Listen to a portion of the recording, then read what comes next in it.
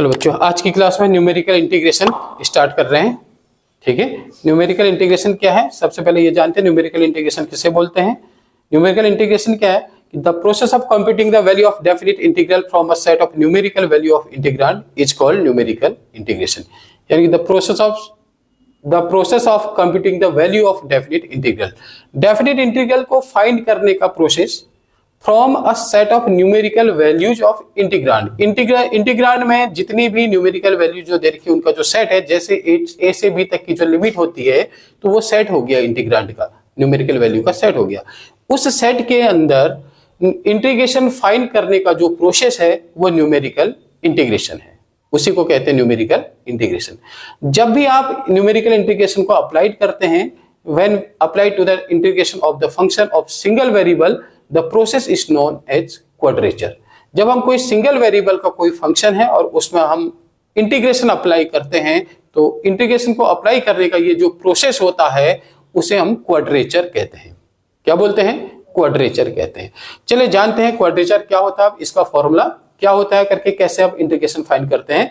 तो ये क्वाड्रेचर का फॉर्मूला निकालने के लिए, क्वाड्रेचर फॉर्मूला फाइंड करने के लिए मैंने आपसे सबसे पहले जनरल फॉर्मूला क्वाड्रेचर का आपके सामने बोर्ड में लिख दिया है क्या है करके। ठीक है, क्या है क्वाड्रेचर? या किसी भी फंक्शन का अगर आप इंटीग्रेशन करते हैं तो वो क्वाड्रेचर का फॉर्मूला है a to b fx dx equals to h into n y naught plus n square by 2 del y naught plus n cube by 3 minus n square by 2 del square y naught upon 2 factorial plus n to the power 4 upon 4 minus n cube plus n square del cube y naught upon 3 factorial plus so on डेस आगे को बढ़ता रहेगा up to n plus 1 terms. तो ये general formula है एक quadrature का न्यूमेरिकल इंटीग्रेशन फाइंड करने के लिए। क्लियर? ये अब ये जो जनरल फॉर्मूला है इसी प्रोसेस से हम जब अब इंटीग्रेशन फाइंड करेंगे तो इंटीग्रेशन ये जो फॉर्मूला है ये बेसिकली यूज होता है फॉर इक्विडिस्टेंट ऑर्डिनेट्स। यानी कि जब y की मतलब सारी वैल्यू जो होंगी फंक्शन में दी होंगी इक्विडिस्टेंट पर दी होंगी, जो x की जो वैल्यू दी होंगी आपको वो जब इक्वल इंटरवल पर दी रहती है तो तब हम वहां पर ये यूज करते हैं। n की जगह 1 2 3 4 रखते जाते हैं तो हमको क्या मिलता है, जो ये जनरल फॉर्मूला जो क्वाड्रेचर है इसकी मदद से आपको इसकी मदद से अब हमें नंबर ऑफ फॉर्मूले अलग अलग मिल जाते हैं, अलग अलग फॉर्मूले की संख्या मिलती है, अलग अलग मैथमेटिशियन के फिर अलग अलग फॉर्मूले आते हैं न्यूमेरिकल इंटीग्रेशन फाइंड करने के लिए। जिसमें मैंने पहला मेथड लिखा है आपके लिए ट्रेपेजॉइडल रूल, दूसरा लिखा है सिम्पसन 1/3 रूल जो काफी इंपॉर्टेंट मेथड है, तीसरा है सिम्पसन 3/8 रूल जो आपके एग्जामों के लिए ये दो मेथड काफी इंपॉर्टेंट बन जाते हैं, और अगला है वेडल्स रूल। ठीक है, ट्रेपेजॉइड सबसे पहले है ट्रेपेजॉइडल रूल। ट्रेपेजॉइडल रूल क्या है, अगर हम इस ये जो क्वाड्रेचर का जो फॉर्मूला है इसमें n की जगह पर हम 1 रखते हैं तो जो पहला फॉर्मूला तैयार हो जाता है उसे हम ट्रेपेजॉइडल रूल बोल देते हैं। ठीक है, n = 1 जब हम रखते हैं तो n = 1 मतलब n की किसी भी वैल्यू के लिए ट्रेपेजॉइडल रूल अप्लाई हो जाता है। तो n = 1 रखने पर हमको जो फॉर्मूला मिलेगा उसे हम ट्रेपेजॉइडल रूल के नाम से जान रहे हैं। अब n की जगह पर जब हम 2 रखेंगे तो n की जगह 2 रखने से जो फॉर्मूला तैयार होगा उसे हम सिम्पसन 1/3 रूल के नाम से जानते हैं, और n की जगह पर जब आप 3 रखेंगे तो जो फॉर्मूला तैयार होगा उसे सिम्पसन 3/8 रूल कहते हैं बच्चों, सिम्पसन 3/8 रूल कहते हैं। और n की जगह पे जैसे ही हम 6 रख देंगे तो जो फॉर्मूला तैयार होगा हमारे पास इंटीग्रेशन करने का उसे हम वेडल रूल कहते हैं। समझ रहे? तो ये सारे इसी फॉर्मूले से बन रहे हैं। तो चलिए जानते हैं आप एक एक करके। सबसे पहले ट्रेपेजॉइडल रूल क्या है, सिम्पसन 1/3 रूल क्या है, सिम्पसन 3/8 रूल क्या है और वेडल रूल क्या है इंटीग्रेशन करने का। तो एक एक करके सबसे पहले आप ये इनके फॉर्मूला लिखते हैं क्या चीजें करके। ठीक है, अब सबसे पहले बारी आती है ट्रेपेजॉइडल रूल के लिए। ट्रेपेजॉइडल रूल के द्वारा किसी भी फंक्शन का अगर आपको इंटीग्रेशन करना है तो आप कैसे करते हैं, देखो क्या है। सबसे पहले बारी आ रही है ट्रेपेजॉइडल रूल।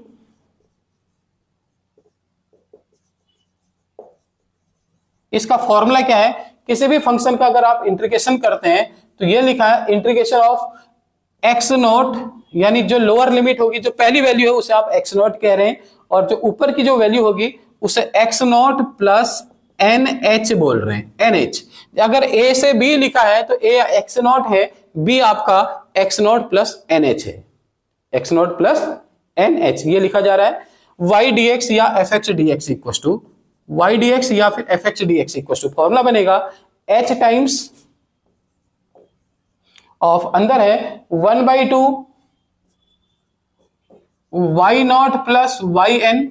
बच्चों वाई नॉट क्या है, जो पहली वैल्यू एक्स नॉट होगी, एक्स नॉट के कॉरस्पॉन्डिंग फंक्शन की जो वैल्यू होगी वो वाई नॉट कहलाएगी, वाई की वैल्यू वाई नॉट कहलाएगी। और जो nth वैल्यू होगी यानी जो लास्ट वैल्यू, उसके कॉरस्पॉन्डिंग वाई की वैल्यू वाई एन के नाम से जानेगी। तो ये 1/2 Y naught plus Y N, दूसरा plus y1 plus y2 plus y3 plus so on yn minus 1। ये है ट्रेपेजॉइडल रूल जिसके द्वारा फंक्शन का इंटीग्रेशन किया जाता है।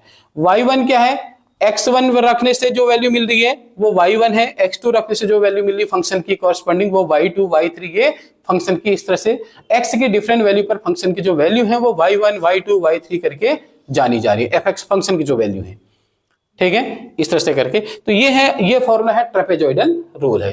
तो ये क्या है, मतलब स्टार्टिंग में देख लो क्या लिखा है, h लिखा है 1/2 Y naught plus Y N plus y1 plus y2 plus y3 and so on plus yn minus 1। दूसरा इसके बाद फिर आता है, यहां पर y क्या चीज है, फंक्शन है x का, ध्यान रखेंगे सभी लोग, ठीक है, fx यानी x का जो फंक्शन है जिसे आप fx से कहेंगे वो y है, ठीक है। फिर है सिम्पसन 1/3 रूल, अगला फॉर्मूला आ रहा है सिम्पसन 1/3 रूल। तो सिम्पसन 1/3 रूल क्या है, Simpson 1/3 rule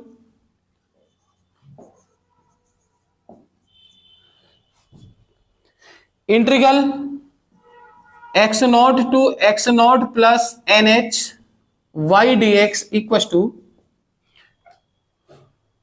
h/3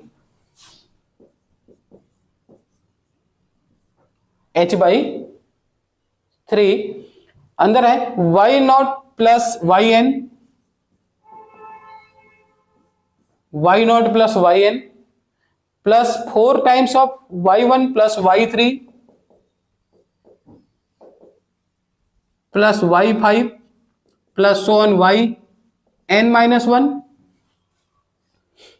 plus 2 times of y2 plus y4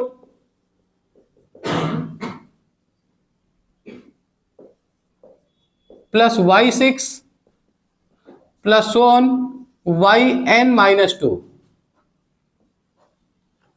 देखिए फॉर्मूला बड़े सावधानी से याद रखना है, y0 plus yn 4 times of y1 y3 y5 जो ऑड वैल्यूज हैं जैसे y1 y3 y5 ऐसे याद रखेंगे, plus twice of y2 plus y4 plus y6 plus so on yn minus 2। ये है सिम्पसन 1/3 रूल है, लिखा। फिर बारी आती है सिम्पसन 3/8 रूल, ये सिम्पसन 1/3 रूल के नाम से जाना जा रहा है।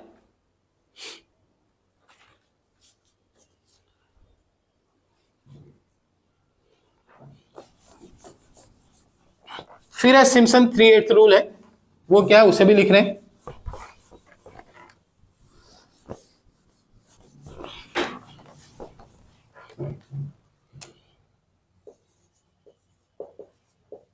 Simpson 3/8 rule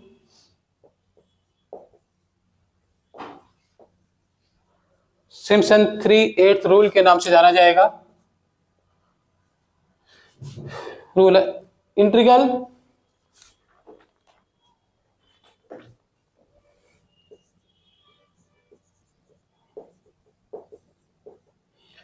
y dx equal to h times of sorry 3h times of 3/8 h times of y0 plus yn,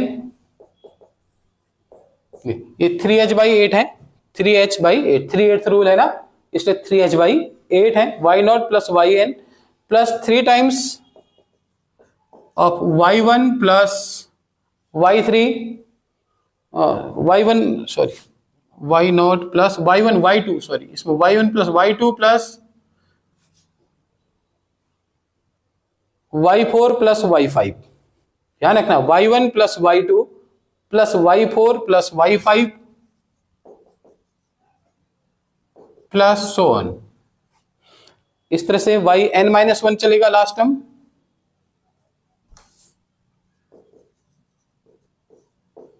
plus 2 times of y3 plus y6 plus y9 plus so on yn-3।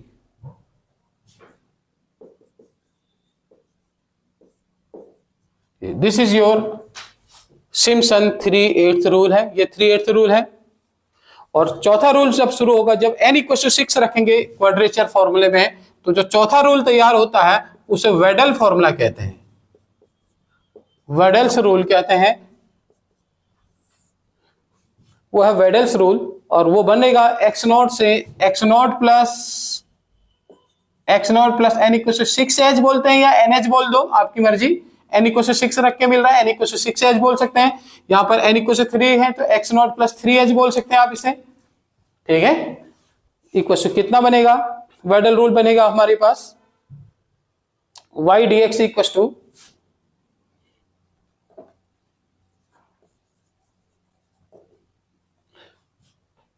3h/10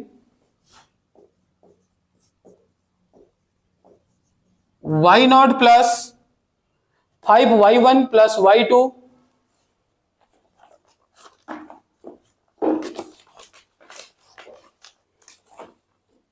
y0 plus 5y1 plus y2 plus 6y3 y2 plus 6y3 plus y4 plus 5y5 plus 2y6 plus 5y7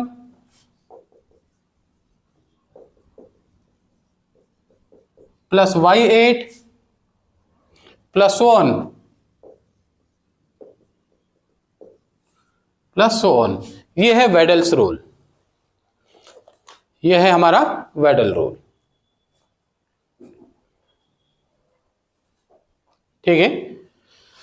तो ये चार integration करने के 4 फॉर्मूले हैं हमारे पास numerical integration करने के। पहला है ट्रेपेजॉइडल रूल, दूसरा है सिम्पसन 1/3 रूल, तीसरा सिम्पसन 3/8 रूल, और अगला है वेडल रूल। चलिए ये अब जो 4 के 4 फॉर्मूले बताएं, एक एक करके इन फॉर्मूले से रिलेटेड अब हम क्वेश्चन शुरू करते हैं, ठीक है। एक एक करके आप क्वेश्चन करना शुरू करते हैं। पहला क्वेश्चन है,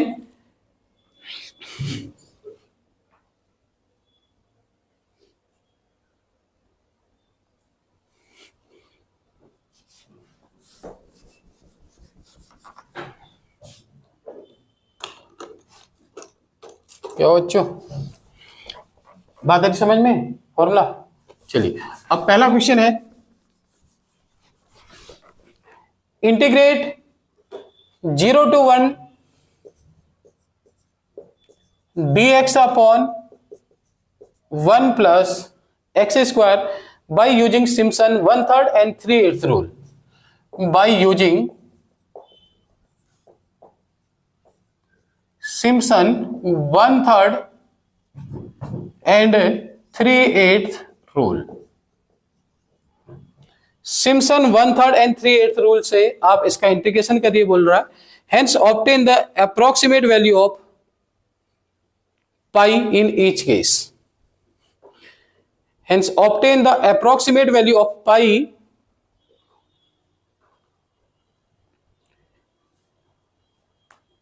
hence obtain the approximate value of pi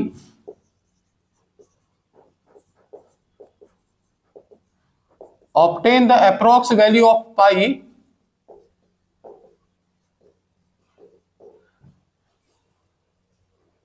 in each case.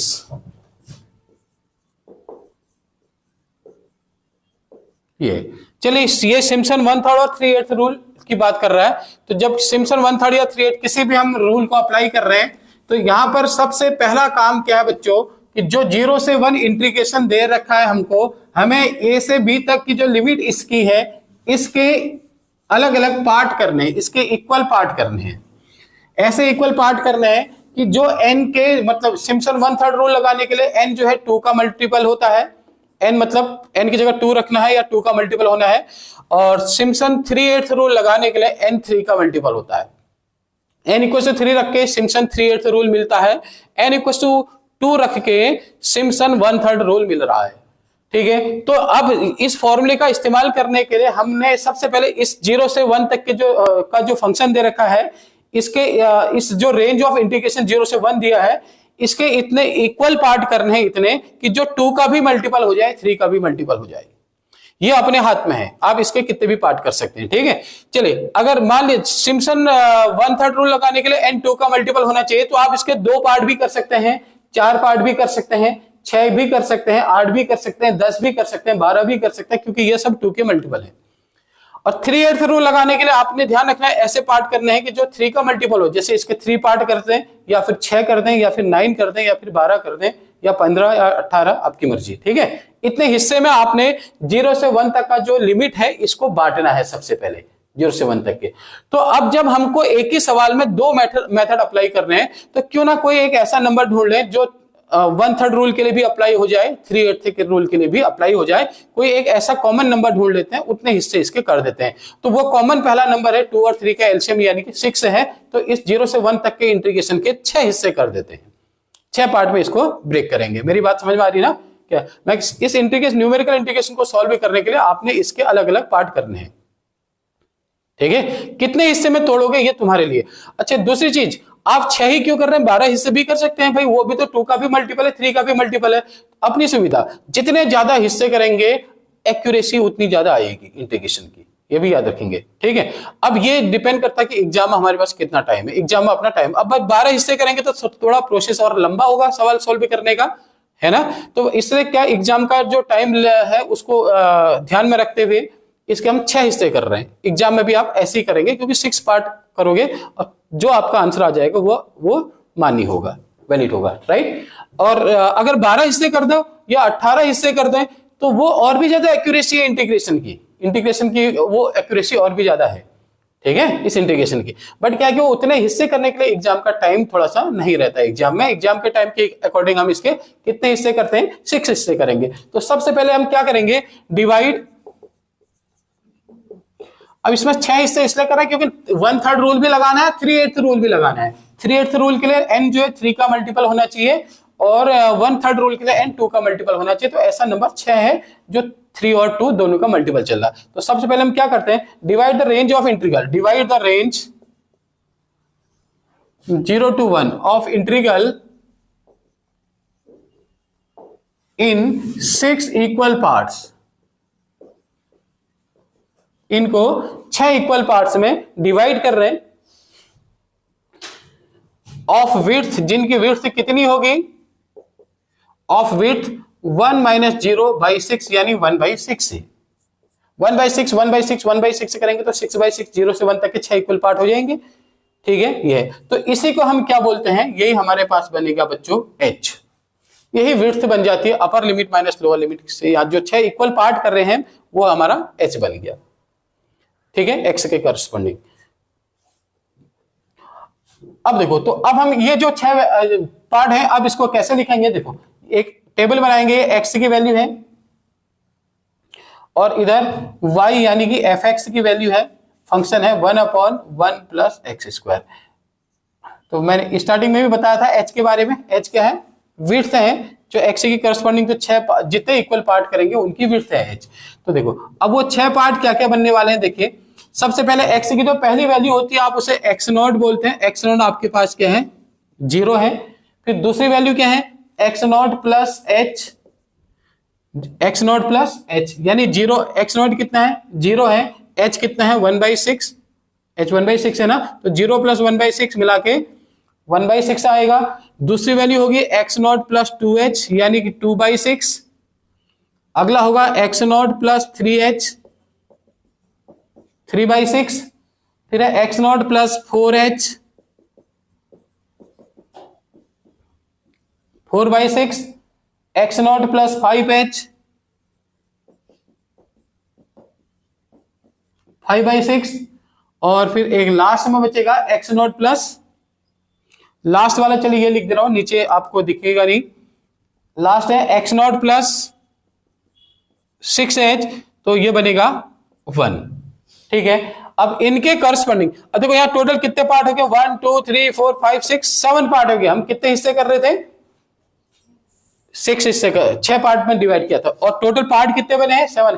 क्यों, क्योंकि एक्चुअली n 1 से स्टार्ट हो रहा है, तो 1 से 6 कर रहे हैं तो 6 पार्ट बने। और यहां काउंटिंग कहां से शुरू हो रही है, x0 यानी 0 से, x0 प्लस nh। तो इसलिए जो ये क्या लिखा है, जो क्वाड्रेचर लिखा था, ये अप टू n+1 टर्म्स लिखा है फॉर्मूला, देख रहे हैं ना, n हिस्से कर रहे हैं लेकिन वो फॉर्मूला n+1 तक जा रहा है। तो इसलिए जब 6 हिस्से कर रहे हैं तो यहाँ कितने टर्म बनेंगे, टोटल 7 टर्म बनेंगे।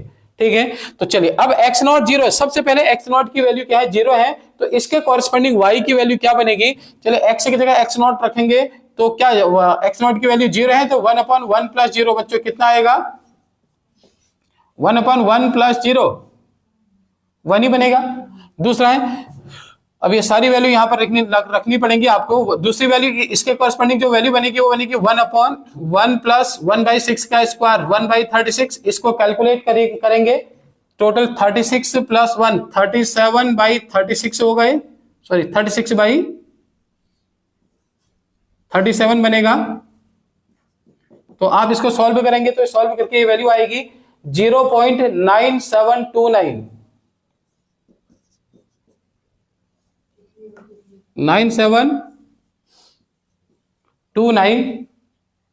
729 ये कैलकुलेट करके डायरेक्ट लिख दे रहे हैं, आप इसको करना है। फिर 2/6 रखेंगे तो अगली वैल्यू बनेगी आपके पास 1/1 + 2/6 का होल स्क्वायर।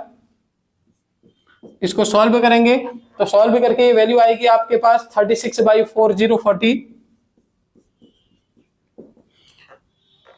तो इक्वल टू हो जाएगा आपके पास 0.90000 कितने, 1 2 3 4 5 6 7 1 2 3 4 5 6 7 पॉइंट के बाद के 6 नंबर जितनी मर्जी लिख लें। अगला है 3/6 रखेंगे तो अगली जो वैल्यू, ये देखो ये 3/6 किस में रख रहे हैं, x की जगह रख रहे हैं, ये fx की वैल्यू निकालते जा रहे हैं। तो अगली वैल्यू हमारे पास आनी है 0.80, अगली वैल्यू आनी है 4/6 रख के जो वैल्यू आनी है वो है 0.69 23076, और फिर इसके बाद 5/6 रख के जो वैल्यू आनी है, 5/6 रख के जो वैल्यू आएगी आपके पास, वो वैल्यू आनी है आपके पास 0.5901639। ये इसको रख के जो वैल्यू आ रही है यहां लिख दे रहा हूं, चलिए 0.5901639, और फिर ये x, ये जो लास्ट वैल्यू है 1 रखने से ये जो वैल्यू आ रही है 1/2, और ये बनेगा लास्ट में fx की वैल्यू बनेगी, इसको जब रखेंगे तो fx की वैल्यू बनेगी 0.500000, लास्ट वाली वैल्यू रखे। तो यहाँ थोड़ा सा अपन नीचे दिख नहीं रहा है तो मैंने इसलिए यहाँ इसकी वैल्यू जो है 5/6 वाली की वैल्यू इधर लिख दी, और जो x0 + 6s जो 1 आया था 1 रख के मिलेगा 1/1 + 1 2 1/2.5 हो जाएगा, वो ये रख दिया। पॉइंट के 5 के बाद 0 जितनी मर्जी को लगा सकते हैं। तो ये हमने एक टेबल तैयार कर दी, x की वैल्यू और fx की वैल्यू। तो बच्चों ध्यान रखेंगे, जो पहली वैल्यू कहलाएगी x की, ये है y0, जो पहली वैल्यू है इसको बोलते हैं y0। जो दूसरी वैल्यू है ये y1, ये y2, और ये y3, ये y4, और ये जो ये वाली आई इसको y5, और ये जो वैल्यू निकली ये y6 के नाम से जानी जाएगी। ठीक है, अब फॉर्मूले का इस्तेमाल करते हैं। अब क्या है, 1/3 और 3/8 रूल लगाना है। तो चलिए अब ये सारी वैल्यू सिम्पसन के 1/3 और 3/8 के लिए जो फॉर्मूला है फॉर्मूले में रखते हैं।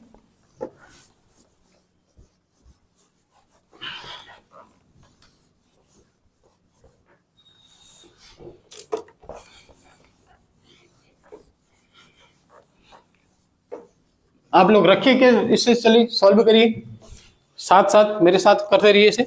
तो सबसे पहले सिम्पसन 1/3 रूल है, पहला part, by Simpson 1/3 rule, by Simpson 1/3 rule. 1/3 rule क्या है? Integral 0 to 1 dx upon 1 plus X square, इसका इंटीग्रेशन करना है तो कितना होगा? देखो इससे क्या लिखेंगे, एक्स नॉट से कितने हिस्से कर रखे हैं? X not plus 6h, NH की एन की जगह 6 आपने इक्वल हिस्से कर रखे थे, इतना dx और फंक्शन है dx upon 1 plus X square equal to, अब फॉर्मूला क्या बनेगा आगे जाके? फॉर्मूला है h/3 y naught plus Y N. बच्चों n का मतलब जो लास्ट वैल्यू थी, और यहां पर लास्ट वैल्यू क्या आई है? y6 आई थी, तो y6 लिखा है। तो यहां पर थोड़ा सा आप ध्यान रखिएगा, थोड़ा जगह नंबर दिख रहे होंगे छोटे छोटे लिखे हैं मैंने, ठीक है। एक्स नॉट इसमें आपने कुछ नहीं किया है, एक्स नॉट की जो वैल्यू आई एक्स की जगह रखी है, तो जो वैल्यू आएगी वो वाई नॉट के नाम से जानी जाएगी। फिर जो एक्स नॉट प्लस एच करके जो वैल्यू आई, यानी एच की वैल्यू 1/6 है, एक्स नॉट 0 है, 0 प्लस 1/6 1/6 था, इसको यहां पर रखा, फंक्शन में एक्स की जगह रखा 1/1 प्लस 1/6 का स्क्वायर, और इसको सॉल्व भी किया 36/37 या डिवाइड कर दिया कैलकुलेटर से, इतना है, इसको y1 कह दिया। फिर ऐसी अगली वैल्यू रखी y2 के नाम से जानी जाएगी, फिर अगला नंबर रखेंगे 3/6, यहाँ पे सॉल्व भी कर ले जाएंगे y3, फिर अगला रखेंगे 4/6 रखेंगे, इसमें x की जगह पर पूरे को सॉल्व भी कर ले जाएंगे y4, फिर ऐसी पांचवा 5/6 रखेंगे तो y5, और जो 6 वाला नंबर रखा तो वो y6 के नाम से जाना गया, ठीक है। तो जब सारी वैल्यू आई तो अब सिम्पसन 1/3 रूल का फॉर्मूला लिख दिया। तो फॉर्मूले में अब एक एक करके क्या चीज है, देखिए formula h/3 y naught plus y6 plus, ये y6 क्यों लिखा आप फॉर्मूले देखिए, यहां पर yn लिखा था, yn का मतलब nth नंबर की जो वैल्यू थी वो y6 है लास्ट वैल्यू, ठीक है। 4 times of y1 plus y3 plus y5, y1 plus y3 plus y5, देखो 1 3 5 7 ऐसे फॉर्मूला लिखा है, तो आपके पास क्या है, y ऑड वैल्यू क्या क्या है आपके पास, y1 y3 y5 है, तो आप यहीं तक लिखेंगे, plus twice of even values क्या क्या बची हैं, y2 और y4 बची हुई है। y6 सबसे पहले लिख दिया बेटा, ठीक है, y2 प्लस y4, y6 तो सबसे पहले आता है, सारी वैल्यू जो आपने लिखी ना ये सारे यहाँ फॉर्मूले में यूज हो गए होंगे, देखो y1 y2 y3 सब आगे, देखो ये y1 है, y2 है, y3 है, y4 है, y5 है, y6 है, और ये सबसे पहले y0 है, ठीक है, ये फॉर्मूले में। अब ये यहां ये जो आपने जो अपने जो टेबल बना के जो भी कैलकुलेशन कर रहे हैं, सारा नंबर यहां सब्स्टिट्यूट कर दो, सारी वैल्यू आपका आंसर आएगा। h की वैल्यू कितनी है, 1/6 है, तो 1/6 इंटू 3 1/18 हो जाएगा, इंटू y0, y0 कितना आया है 1 प्लस y6 कितना है 0.50000 plus 4 times of y1 plus y3 plus y5, क्या y1 की वैल्यू क्या है 0.972929 प्लस y3 हमारे पास कितना है 0.800000 प्लस y5 कितना आया हमारे पास 0.590163 प्लस ट्वाइस ऑफ y2 कितना आया है 0.9000 जितनी मर्जी लिख लो, प्लस y4 कितना आया है 0.692376। अब तो आपको पता चली गया क्या करना है, सबको ऐड कर देना है, जो रिजल्ट आ रहा है 1/18 से डिवाइड कर देना है। तो चलिए सबको ऐड करने के कैलकुलेटर में फटाफट करके बताओ बच्चों कितना आ रहा है 14.137163 14.137163 तो सॉल्व करके कितना आएगा, कैलकुलेटर में सही सही करना है, हाँ घर जो कैलकुलेटर तुमने घर में बना रखा उसका इस्तेमाल नहीं करना है, बाजार से ढंग का कैलकुलेटर, ठीक है। अगला 0.785, तो ये डिवाइड करेंगे तो कितना आएगा 0.7853 ये इस पूरे इंटीग्रेशन की वैल्यू आ गई सिम्पसन 1/3 रूल के द्वारा। तो उम्मीद कर रहा हूं सभी के यहाँ पर ये समझ में आया होगा करके, ठीक है। चलिए ये इस पूरे की वैल्यू आ गई। अब साथ ही साथ ये भी पूछा है कि जब जो इसकी वैल्यू आ रही उसके कॉरस्पॉन्डिंग आपको y की वैल्यू भी पाई की वैल्यू भी निकालनी है, सॉरी हमें इसके कॉरस्पॉन्डिंग क्या निकाला, पाई की वैल्यू भी निकालनी है। ठीक है, अब पाई की वैल्यू कैसे निकालेंगे, देखो इसके कॉरस्पॉन्डिंग पाई की वैल्यू निकालने के लिए क्या करना है हमने, देखिए पाई की वैल्यू कैसे निकालेंगे,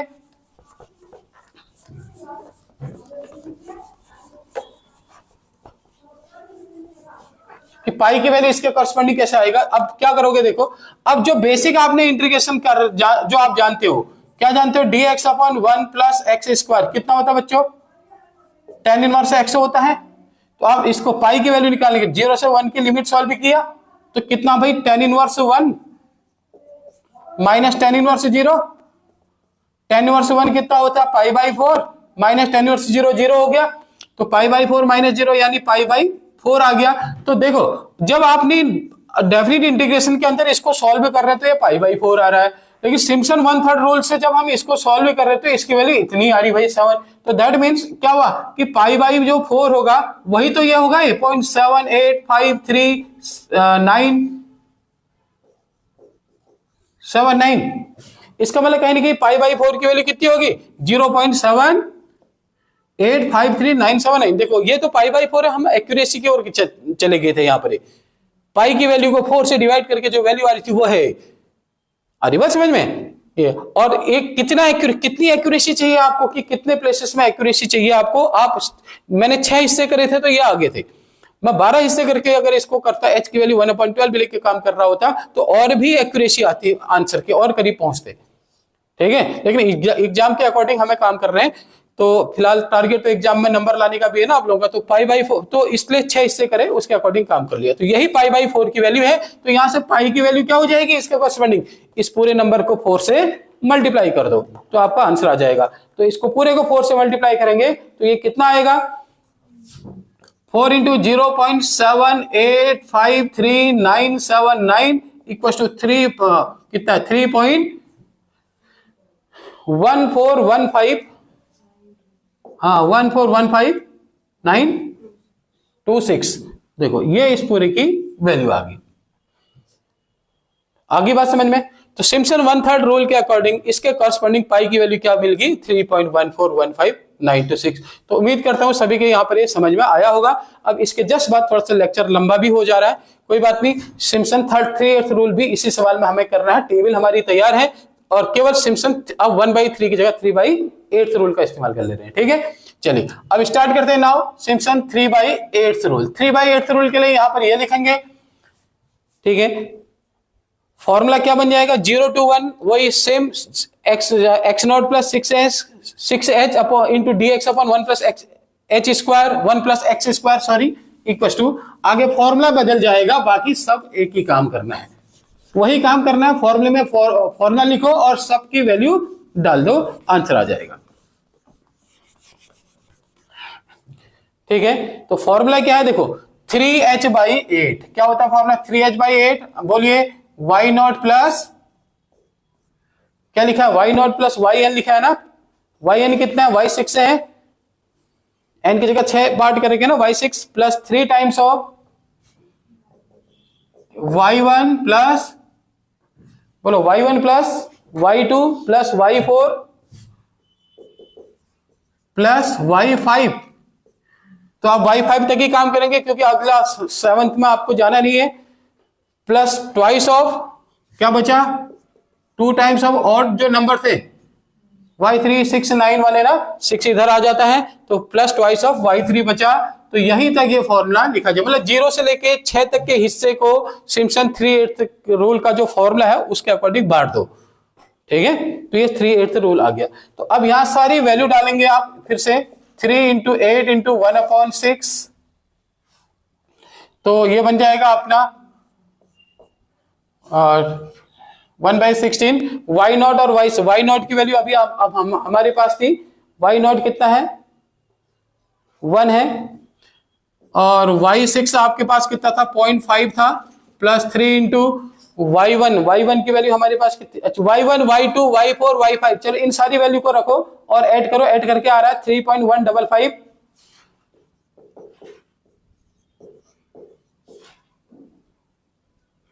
कितना, 3.155 446 मैंने डायरेक्ट ऐड कर दिया, ये सारी वैल्यू यहां रख दो, आपने अभी टेबल बना रखी थी, सारी वैल्यू रख के ऐड कर दिया, इतना आया, plus twice of y3। y3 की वैल्यू कितनी है, y3 कितना आया था 0.80000, 0.8000। चलिए ये सब रख दिया, इस पूरे को सॉल्व करो तो कितना है 1/16 इंटू अंदर ये सब ऐड कर दो, इससे इनको मल्टीप्लाई करो, इससे इसको मल्टीप्लाई करो, सबको ऐड करो, तो ये फाइनली आएगा 12.566, 334 इतना आया। और इसको 16 से डिवाइड करो तो बनेगा 0.7853, 0.7853,958। ये बच्चों इंटीग्रेशन की वैल्यू आ गई सिम्पसन 3/8 रूल के अकॉर्डिंग। फिर बोलता है इसके कॉरस्पॉन्डिंग पाई की वैल्यू बताओ, तो आप यहां पर वैल्यू चेंज हो जाएगी, केवल ये इसकी जगह इस समय पाई की वैल्यू क्या हो जाएगी, देखिए जब पाई की वैल्यू बताना है तो पाई बाई 4 इक्वल टू क्या हो जाएगा 0.7853,958। So pi equal to 4 times of 0.7853,958। इसको मल्टीप्लाई करिए तो ये रिजल्ट आपके पास आएगा 3.1415,835। तो एक्चुअली देखो जो सिम्पसन का 3/8 रूल है वो 1/3 रूल के कंपेयर में और करेक्टिव वैल्यू देता है इंटीग्रेशन की, और 1/3 रूल जो है वो ट्रेपेजॉइडल रूल के कंपेयर में करेक्टिव वैल्यू देता है। ये जब किसी सवाल में नॉर्मल खाली न्यूमेरिकल इंटीग्रेशन करने के लिए आ जाए तो आप चारों में से कोई भी मेथड लगा सकते हैं, कोशिश करिए 1/3 और 3/8 रूल ही फिर लगाइए। चलिए आप उम्मीद करता हूं सभी के समझ में यहां तक आया होगा, ठीक है। 1/3 रूल 3/8 रूल सेम इसी तरीके से वही टेबल यही काम करना है, वेडल रूल और ट्रेपेजॉइडल रूल भी अप्लाई हो जाता है, ठीक है। और जैसे ट्रेपेजॉइडल रूल में क्या कितने हिस्से करना है वो n6 का मल्टीपल होना चाहिए, तो वहां पर n की वो यही 6 हिस्से करके आप ट्रेपेजॉइडल रूल भी इसमें लगा सकते हैं, वेडल रूल भी इसमें लगा सकते हैं। वेडल रूल के लिए आपको 6 हिस्से करने हैं ना, n6 का मल्टीपल होना है, तो 12 हिस्से भी कर सकते थे, 18 भी कर सकते थे। चलो 6 पार्ट कर रखे तो 6 पार्ट में ही आप वेडल रूल भी अप्लाई कर सकते हो यहाँ पे, ठीक है, या फिर 12 हिस्से करके वेडल रूल अप्लाई कर सकते हैं।